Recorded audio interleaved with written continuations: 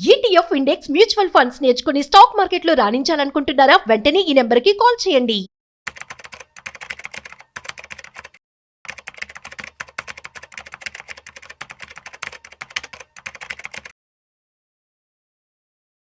చాలా మంది పీపీఎఫ్లో ఇన్వెస్ట్మెంట్ చేస్తూ ఉంటారు. అండ్ మనమందరం కూడా చాలా సెక్యూర్డ్ అండ్ సేఫ్గా ఫీల్ అవుతూ ఉంటాం. కాకపోతే ఇవాళ మనతో ఉన్న గెస్ట్ చారి గారు. సో పీపీఎఫ్ వర్సెస్ ఎస్ఎస్ఎఫ్ అనే కొత్త వర్డ్ తీసుకురావడం జరిగింది. సో అసలు ఎస్ఎస్ఎఫ్ అంటే ఏంటి, సో పీపీఎఫ్ వర్సెస్ ఎస్ఎస్ఎఫ్ దీని గురించి ఇవాళ మనం తెలుసుకోబోతున్నాం. సో వీడియోని మిస్ అవ్వకుండా ఎండ్ వరకు చూసేయండి. అయితే మనతో ఉన్నారు qualified personal finance professional Chari గారు. సో హాయ్, హలో, నమస్తే, వెల్కమ్ టు సుమన్ టీవీ. నేను మీ Rajeev Pasupuleti. So let's start. Hi sir, నమస్తే. నమస్తే అండి, ఎలా ఉన్నారు? బాగున్నాండి. యా, మన లాస్ట్ వీడియోస్ కి కూడా మంచి రెస్పాన్స్ అయితే రావడం జరుగుతుందండి. సో ఆడియన్స్ అందరూ కనెక్ట్ అవుతున్నారు. సో వాళ్ళ కోసం ఇవాళ మీరు ఒక కొత్త టర్మ్ తీసుకొచ్చారు. కరెక్ట్. సో చాలా క్రేజీగా ఉంది అసలు. PPF versus SSF. అసలు ఎస్ఎస్ఎఫ్ అంటే ఏంటి? పీపీఎఫ్ అంటే ఏంటి? Public provident fund. Public provident. SSF అంటే ఎస్ఐపి. ఫస్ట్ ఎస్ కి ఎస్ఐపి అండి, సెకండ్ ఎస్ కి ఎస్డబ్ల్యూపి ఫండ్. సో ఇది మనంతలో మనం క్రియేట్ చేసుకోవాలండి. ఎగ్జాక్ట్లీ. ఓకే. సో జనరల్ గా పర్సనల్ ఫైనాన్స్ అనేసరికి ఏమవుతుందంటే it should not be generalized, it should be personalized. మనంతలో మనమే కొన్ని ప్రోడక్ట్స్ సెట్ చేసుకొని మనంతలో మనమే ఇన్వెస్ట్ చేసుకోవాలి. అంటే ఈ ప్రోడక్ట్ ని నేను కంపేర్ చేస్తున్నప్పుడు నాకు యాక్చువల్ గా చాలా ఇంట్రెస్టింగ్ అనిపించింది. అవునా? సరే, లాస్ట్ 30 years లో చేయలేకపోయామేమో, నెక్స్ట్ 30 years లో ఈ ఛాన్స్ ఉంది కదా, కొంతమందికి ఉపయోగపడుతుంది కదా అని చెప్పి చేశాను. ఓకే. సో యాక్చువల్ గా ఈవెన్ సుమన్ టీవీ వ్యూవర్స్ కూడా ఒక మాట చెప్పాలి. నేను కొన్ని పాయింట్స్ ని చాలా ఇంపార్టెంట్ గా చాలా రీసెర్చ్ చేసి అవి మీకు ఉపయోగపడతాయి అని చెప్పి చేస్తున్నాను. కొన్ని వేల లక్షల మందికి చాలా టాపిక్స్ ఉపయోగపడుతున్నాయి. సో మీరేం చేస్తారంటే వేరే కొంచెం పనికిమాలిన కామెంట్స్ పెట్టే వాళ్ళని పక్కన పెట్టేసాడు. ఎందుకంటే వాడు బాగుపడ్డు, వేరే బాగుపడ్డాడు. కానీ కొన్ని వేల లక్షల మందికి ఉపయోగపడుతున్నాయి. సో నేను చెప్పేదాన్ని కొంచెం జాగ్రత్తగా విచారణ చేయండి. ఓకే. ఆ తర్వాత దాన్ని ప్రాసెస్ కి మీరు పెట్టి చూడండి, డెఫినెట్ గా మీరు సక్సెస్ అవుతారు. సో ఇవన్నీ ఏంటంటే ఆల్రెడీ సక్సెస్ఫుల్ ఫార్ములాస్ తీసుకొచ్చి చెప్తున్నా. ఓకే. అందులో భాగంగా ఇది ఒకటండి.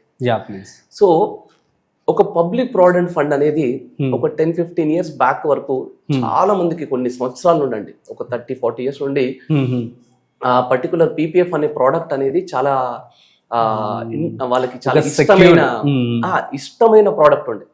ఎవరు అడిగినా ఫస్ట్ 1.5 lakh నేను పీపీఎఫ్ లో పెడుతున్నాను.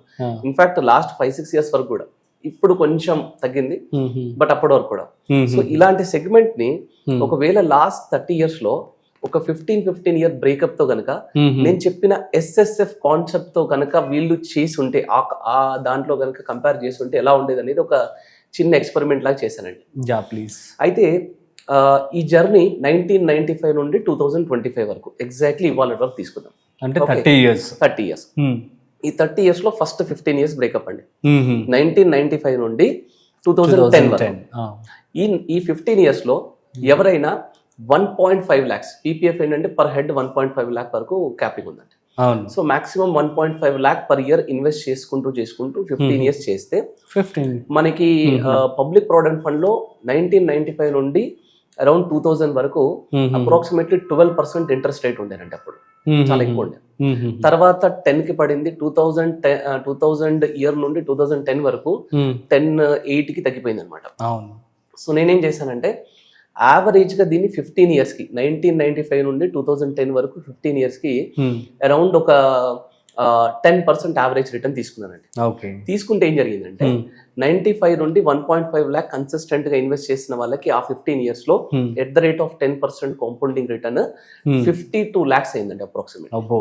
టోటల్ ఇన్వెస్ట్మెంట్ వచ్చేసి 22.5 some change. yes, correct. Double దాటేసింది. ఓకే. సో ఆ టైంలో గనక 2010 లో గనక దాన్ని ఒక గ్యారంటీడ్ సెగ్మెంట్ లో పెట్టి ఎవ్రీ మంత్ నేను విత్డ్రాల్ తీసుకుంటా ఉంటే 50 lakhs, మేబీ అది ఎఫ్డి అనుకోండి లేదా గ్యారంటీడ్ డెట్ ఫండ్ అనుకోండి, 8% నాకు విత్డ్రాల్ వచ్చే పర్సెంటేజ్ గా నేను పీపీఎఫ్ నుంచి నేను విత్డ్రాల్ చేసుకుంటా ఉన్నాను అనుకోండి. అప్రాక్సిమేట్లీ మంత్లీ 35,000 రూపీస్ తీసుకున్నాండి. అట్లా ఇవాళ వరకు టిల్ టుడే. ఇవాళ నాకు నేను ఇంకా స్టాప్ చేశాను, నా క్యాపిటల్ నాకు వస్తుంది. ఓకే. సో ఇక్కడ ఈ 30 years జర్నీలో ఏం జరిగిందంటే నేను ఫస్ట్ 15 years 1.5 lakhs ఇంటూ నేను 15 years ఇన్వెస్ట్ చేశాను. యాజ్ యూ సెడ్ 22.5 lakh ఎంతో lump sum invest total 15 years invest చేశాను. ఇన్వెస్టెడ్. నాకు 52 lakhs అయింది.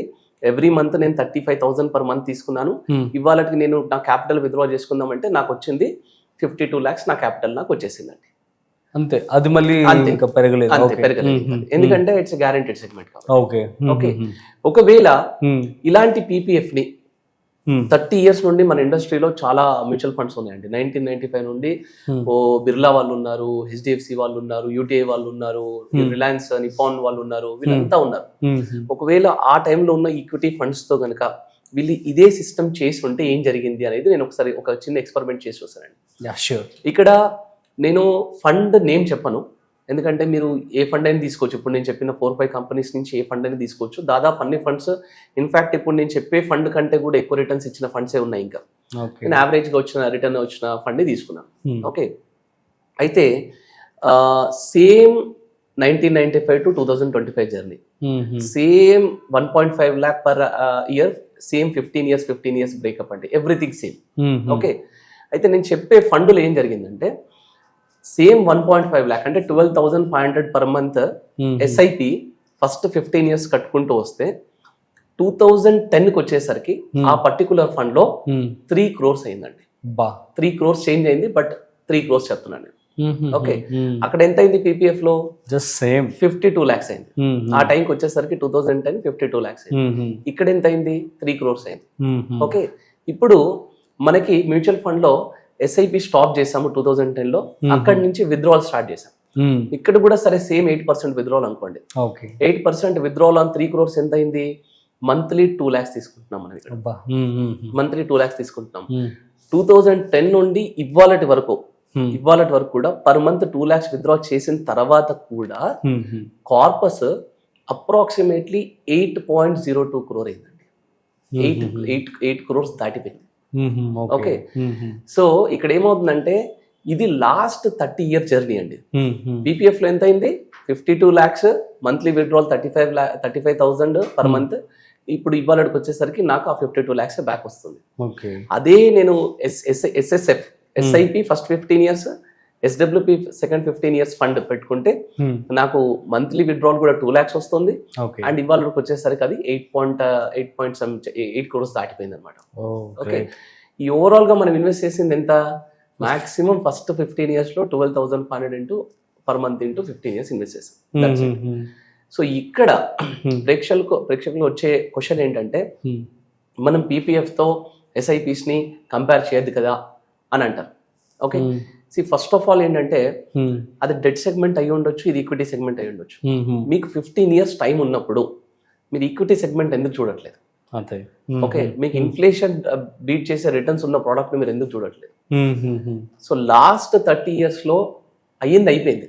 మేబీ 1000 మంది ఉంటే ఒకరో ఇద్దరో చేస్తుంటారు, కానీ 1000లో ఒకరు చేస్తుంటారు. సరే, మనం చేయలేకపోయాం, కానీ ఇప్పుడు నుంచి మీకు ఆప్షన్ ఉంది. సేమ్ ఇదే పీపీఎఫ్ ఇన్వెస్ట్మెంట్, సేమ్ ఇదే కాన్సెప్ట్ లో పెట్టుకోండి. సరే, నెక్స్ట్ 30 years లో 8 crore రాలేదు, 4 crore వచ్చింది, still you are happy, right? 3 crore వచ్చింది, still you are happy, right? అదే 52 lakhs లాగా మీ అమౌంట్ ఉండట్లేదు కదా. సో ఒక్కసారి ఇలాంటి ఇన్వెస్ట్మెంట్ ఆప్షన్స్ ని ఒక్కసారి ట్రై చేసి చూడండి. డెఫినెట్ గా SIP SWP is a deadly combination అండి.